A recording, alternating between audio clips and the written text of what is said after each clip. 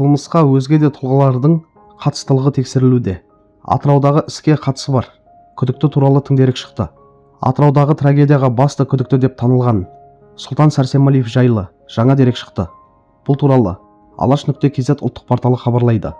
Атырау облысы полиция департаментінің өкілі Мейірім Ердәулет Курсив медиа YouTube арнасына берген сұхбатында Жангелдин ауылында ерлі-зайыптының өліміне күдікті деп танылған отбасының күйеу баласы Сұлтан Сәрсенбаевке неге іздеу жарияланғанын түсіндірді.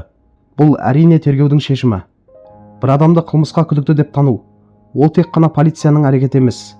Біз оның күдікті екенін прокуратураға, одан кейін санкция беру үшін сотқа дәлелдейміз. Яғни полицияның бұлтартпас дәлелдері бар. Полицияның ресми растаған бағыты. Бұл азаматтар Атыраудан Шымкент қаласына, Шымкент қаласынан Өзбекстанға өткен. Одан кейін халықаралық іздеуге жарияланды. Қазір халықаралық іздеумен айналысатын құзырлы органдар бұл жұмысты жалғастыруда. Бұл қылмысқа өзге де тұлғалардың қатыстылығы әлі де тексерілуде. Тергеу мүддесіне сәйкес бұл әрекеттер жарияланбайды. Өйткені ол күдіктілердің қайда екенін, қалай екенін анықтау, тексеру әрі қарай тергеу мүддесінде, деді Мейірім Ердәулет.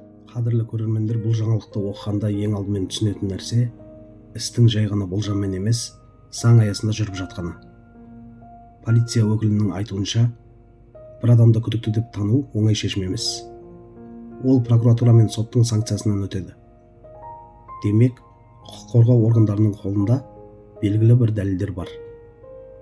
Атыраудан Шымкентке, одан әрі Өзбекстанға өткен деген ресми бағытта бұл істің кездейсоқ емес екенін аңғартады.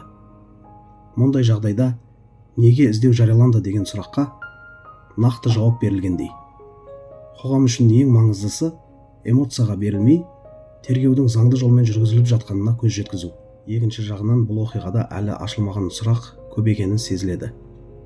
Полицияның өзі басқа адамдардың қатысы болуы мүмкін екенін жоққа шығармай отыр.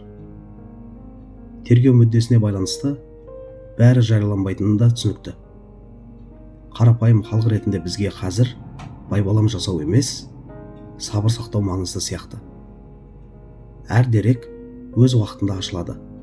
Ең бастысы қылмыстың толық ашылып, кінәлілердің әділ жазасын алуы. Халықтың күткені де, сенетіні де осы деп ойлаймын.